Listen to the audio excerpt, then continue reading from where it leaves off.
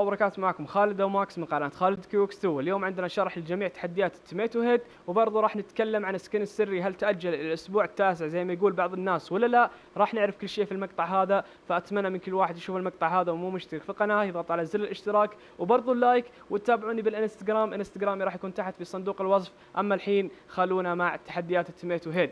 بالنسبه للناس اللي عندهم سكن التوميتو راح يطلع لكم التحدي هذا حق التوميتو هيد حتى تطورونه. ويلا خلونا مع ثلاث تحديات.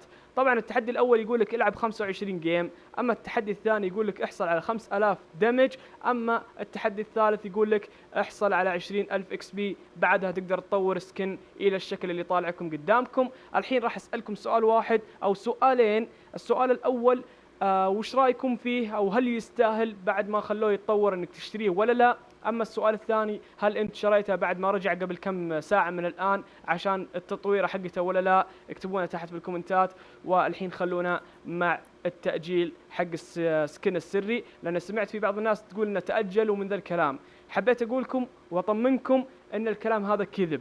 بعد ما تخلص جميع تحديات الاسبوع السابع راح تحصل على السكن هذا، اذا انت والله كنت مكملها من الاسبوع الاول الى الثاني الى الثالث الى الرابع الى الخامس الى السادس وتكمل السابع، راح تحصل على السكن السري على طول. اما تحديات الاسبوع التاسع والثامن هذه وش هذه بس صور، يعني راح يكون في نجمات سريه للاسبوع الثامن والتاسع. لو نرجع للسيزون الرابع ما كان فيه نجمات سريه للتحديات الاسبوع الثامن ولا التاسع، اما الان ضافوها فبس صور ونجمات سريه بس، يعني ما تاجل الاسبوع التاسع.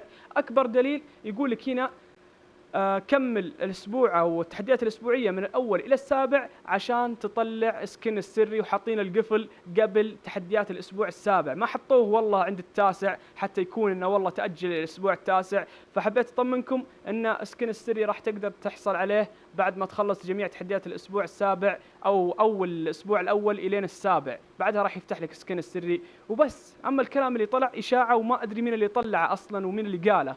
فبس يا عيال اتمنى من كل واحد يشوف المقطع هذا ومو مشترك في القناه يضغط على زر الاشتراك. وبرضه يا عيال بالنسبه للناس اللي يبغون يشوفون سكن السري صربت لكم اياه، او انه ما يحتاج ممكن تشوف المقطع بعد ما ينزل سكن السري. المهم للناس اللي بيشوفونه راح يكون في علامه اي فوق، اضغطوا عليها وراح تشوفون سكن السري مسرب.